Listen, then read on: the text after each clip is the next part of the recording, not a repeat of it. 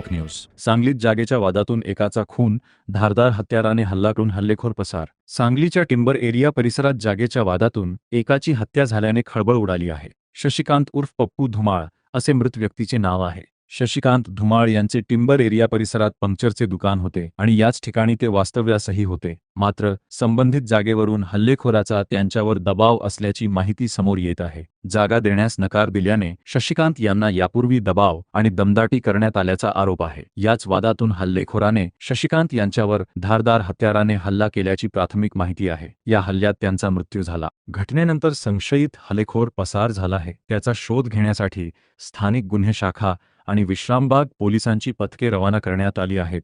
जागेच्या वादातून झालेल्या या हत्येमुळे परिसरात मोठी खळबळ उडाली असून पोलिसांच्या तपासानंतर या प्रकरणातील नेमके कारण आणि हल्लेखोराची भूमिका स्पष्ट होणार आहे. घर प्रमुख न्यूज, सांगली.